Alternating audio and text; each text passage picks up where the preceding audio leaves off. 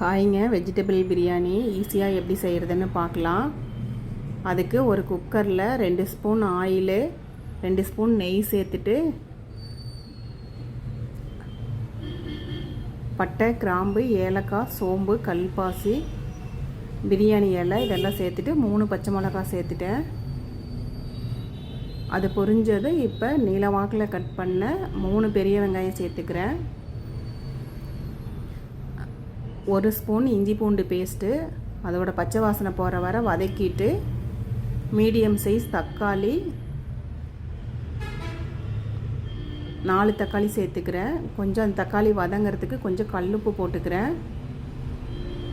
நான் இன்றைக்கி 1 டம்ளர் அரிசி வீட்டில் எப்பவும் செய்கிற பொன்னி அரிசி தான் போட்டிருக்கேன். 1 டம்ளர் அது கூட கொஞ்சம் அதிகமாக சேர்த்துருக்கேன், அவ்வளோதான். அதுக்கான காய்கறி போட்டு தான் செய்ய போகிறேன். அது கூட மல்லி புதினா சேர்த்துட்டு வீட்டில் அரைச்ச பிரியாணி மசாலா சேர்த்துக்கிறேன் 1 ஸ்பூனு. தனி மிளகாய் தூள் 2 ஸ்பூனுக்கு மேலேயே சேர்த்துக்கிறேங்க. ஏன்னா காரம் நாங்கள் கொஞ்சம் அதிகமாக சாப்பிடுவோம். அதனால் நீங்கள் மிளகாத்தூள் மட்டும் கம்மியாக போட்டுக்கோங்க. மஞ்சத்தூள் கொஞ்சம் போட்டு ஊற வச்ச பச்சை பட்டாணி தான் சேர்த்துக்கிறேன். ப்ரெஸ் பட்டாணி என்கிட்ட இல்லை, ஊற வச்சது தான். அது கூட கேரட் பீன்ஸ் கொஞ்சம் சேர்த்துட்டு 2 உருளைக்கிழங்கு தோல் சீவிட்டு கட் பண்ணி வச்சுருக்கேன். அதையும் போட்டு நல்லா பரட்டி விட்டுடலாம்.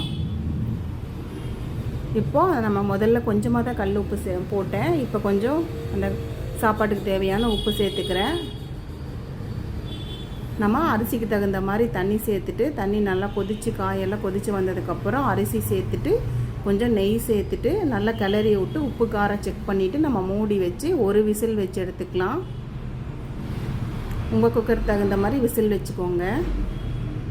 அவ்வளோதாங்க, சூப்பரான பிரியாணி ரெடி ஆயிடுச்சு. உதிரி உதிரியாக இருக்குது பாருங்கள்.